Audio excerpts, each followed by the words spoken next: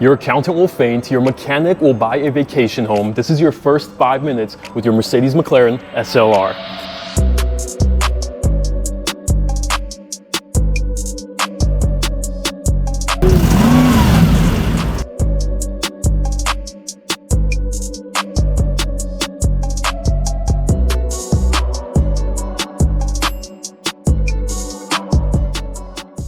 In the mid-2000s, this was the status car. If you were an A-lister, you had an SLR.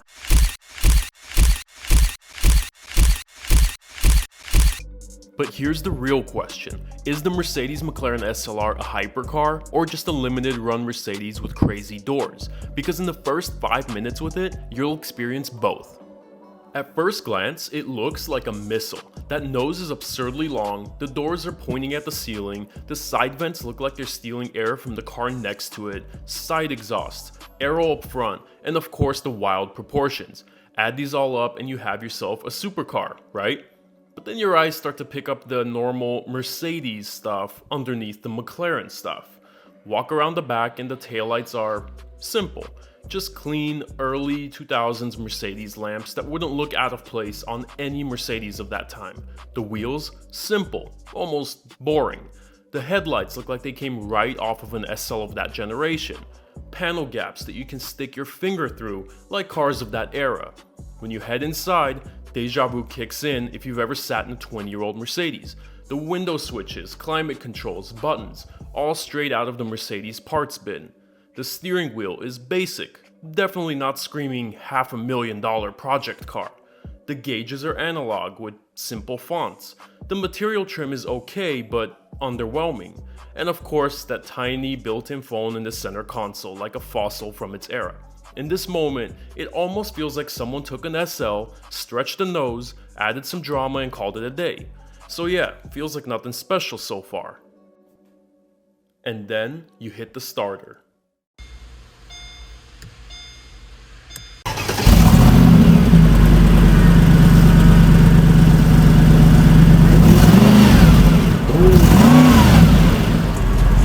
And suddenly, the "it's just another Mercedes" theory starts falling apart.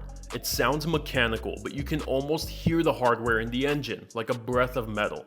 How about those bucket seats? One piece, thin, aggressive structure, gorgeous carbon fiber shell. This is not your typical Mercedes. And when do you see a Mercedes with window controls on the floor of the car? Or having to look up at the sky to see your door panels? How about that ultra low seating position thanks to a 4-inch drop from the floorboard, seating you in a position more like an F1 car than a road car? This is where the McLaren half really comes to life. Or how about that trunk lid that hides an active air brake that you'll need when you're going over 200 miles per hour? When's the last Mercedes emblem you saw that acts as a functional air intake, funneling air directly into that massive supercharged V8? But in my opinion, here's the coolest part nobody talks about: the collaboration with McLaren. In 1999, Mercedes showed the Vision SLR concept. This had no McLaren involvement yet. The reaction was huge, and Mercedes knew it couldn't just be another fast Benz, it had to be special. They turned to McLaren, who were racing Mercedes-powered F1 cars at the time. So McLaren created the F1 carbon monocoque chassis. Mercedes brought the engine, the luxury, and the brand. McLaren bought the carbon, the aero, and the race mentality. So from one angle, it's a slightly dated Mercedes GT with familiar parts. From another, it's a full-on engineering flex from two companies who knew exactly what they were doing. And the prices? These days they seem to hover in the low $400,000 range depending on mileage, which is up about 20% from last year.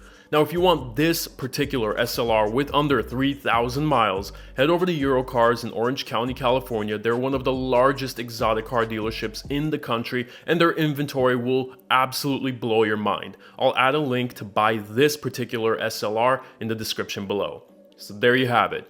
I believe the SLR is the ultimate bargain hypercar as of 2025. Let me know in the comments, do you think the SLR is a hypercar bargain or just another limited run Mercedes? Do you know of a better hypercar bargain?